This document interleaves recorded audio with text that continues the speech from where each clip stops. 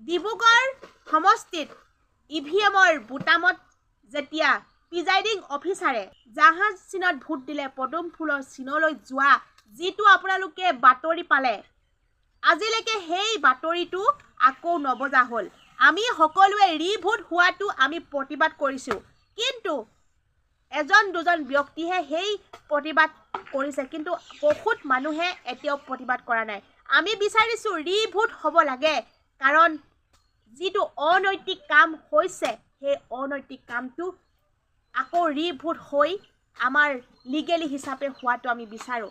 আৰু যিহেতু লুইনজ্যোতি গগৈ ডিব্ৰুগড় সমষ্টি বাকী ৰাইজ আছে নহয় জানো, আপোনালোকে নিজৰ সমষ্টিটোৰ কথা কিয় ইমান গা এৰা দিছে তাকেহে বুজি নাপালোঁ। আপোনালোকে কিয় নিবিচাৰে যে ৰিভোট হোৱাটো? আপোনালোকে নিবিচাৰে নেকি এজন যোগ্য প্ৰতিনিধি জিকাটো?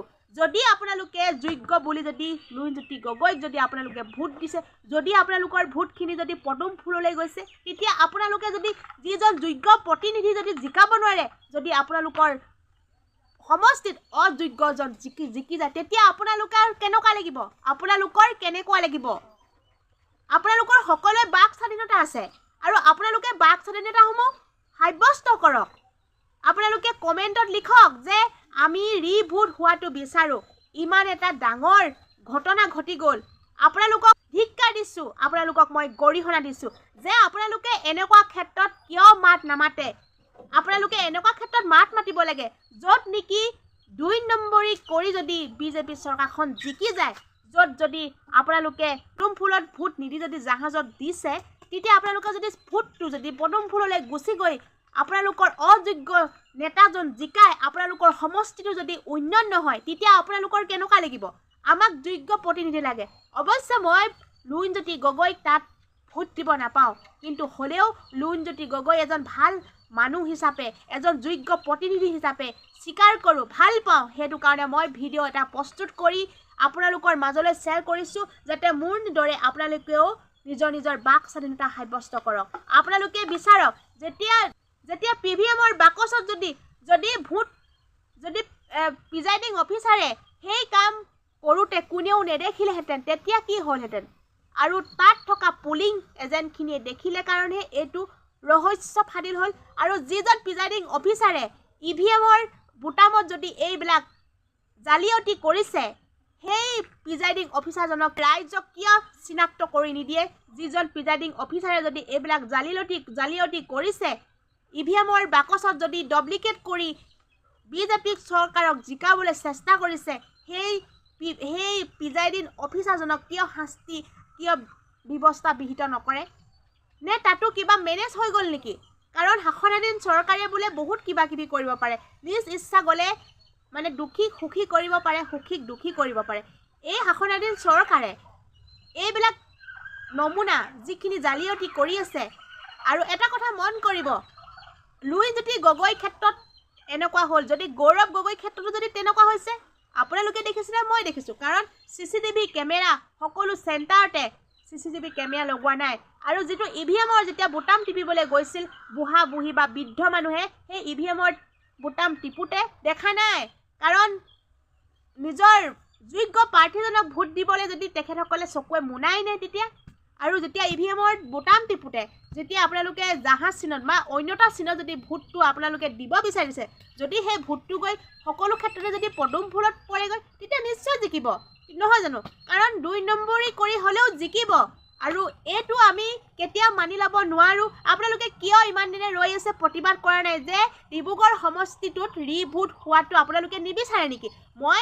মই এগৰাকী বেলেগ সমষ্টি হৈও মই লুইনজ্যোতি গগৈ সমষ্টি ডিব্ৰুগড় সমষ্টিত মই আকৌ ৰিভোট হোৱাটো বিচাৰোঁ। কাৰণ লুইনজ্যোতি গগৈ এজন যোগ্য প্ৰতিনিধি হোৱাটো মই বিচাৰোঁ।